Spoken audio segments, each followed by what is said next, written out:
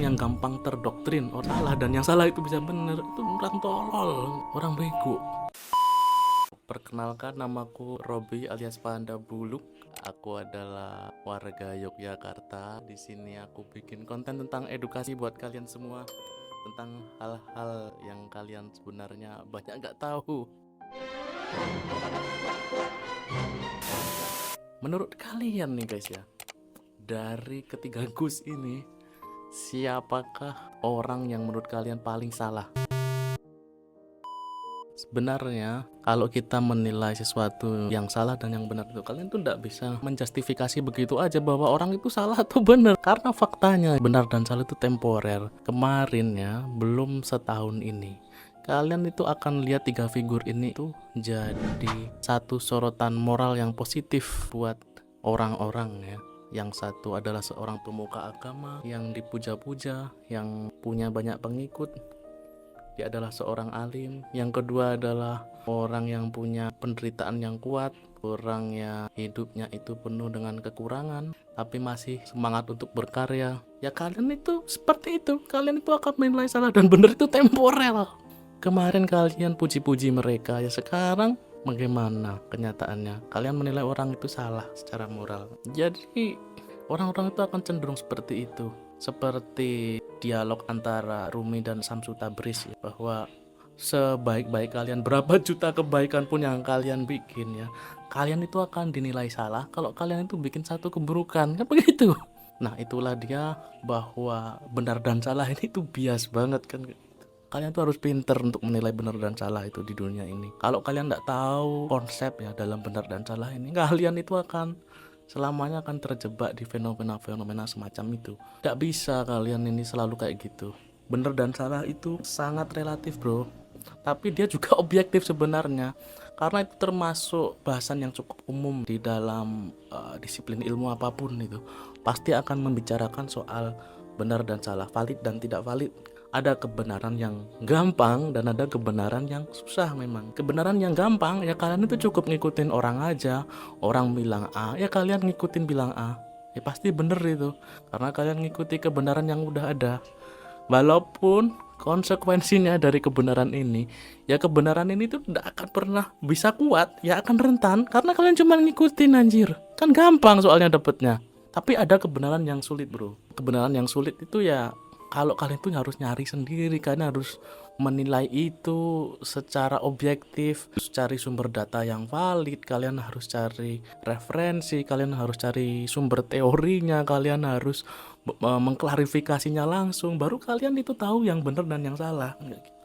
Kan kalian itu bisa memilih banyak kebenaran, berarti kebenaran itu ada banyak bro. Yang paling benar yang mana? Ada gitu. Antara kamu tuh cari sendiri atau ngikutin orang lain. Ada satu lagi cara mencari kebenaran yang lumayan gak diikuti banyak orang, yaitu kebenaran yang menyakitkan kan gitu. Apa itu kebenaran yang menyakitkan? Kebenaran menyakitkan itu ya kebenaran yang kamu harus mengalami salah dulu baru kamu tahu yang bener, kan begitu. Kalau kamu nggak mengalami yang salah ya kamu nggak akan tahu yang bener yang mana. Cuman kekurangannya kebenaran ini ya kamu itu harus ngerasakan salah dulu baru kamu tahu yang benar yang mana, kan gitu. Sesimpel itu sebenarnya ya kan gitu. Dan kenyataan sih itu sebuah kenyataan sebenarnya. Kenyataan yang harus kalian makan kan gitu. Kenapa harus kalian makan?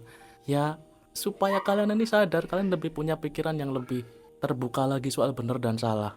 Kalian tidak boleh selamanya menilai orang itu dari covernya aja. Netizen di Indonesia ini kan kayak gitu semuanya, asal layernya apa ya dia dinilai begitu. Tapi mereka itu bakal jarang ada netizen yang mencari objeksi. Objeksi itu nilai yang objektif lah dari sebuah kebenaran itu bagaimana kan gitu.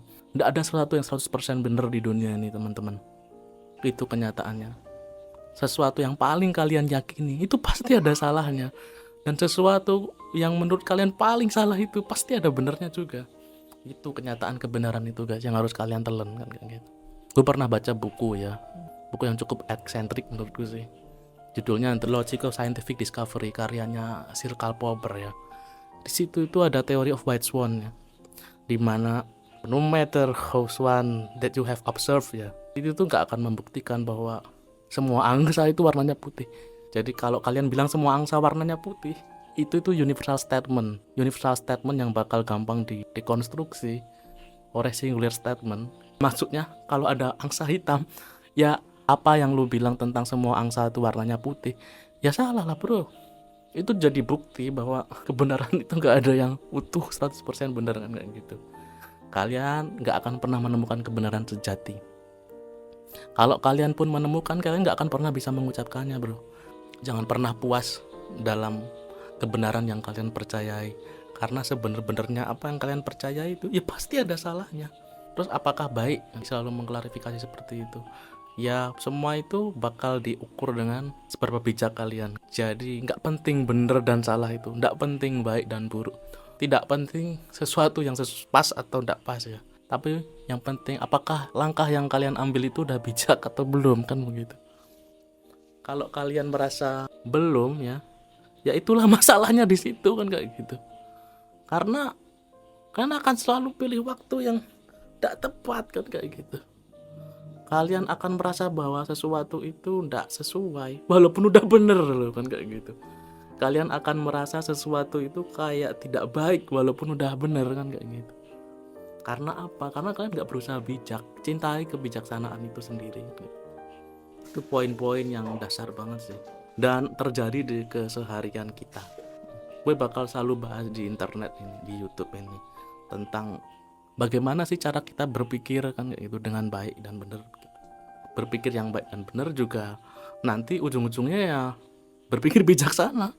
So menurutku sih itu adalah hasil buah pikiran yang harus kalian renungkan menurutku.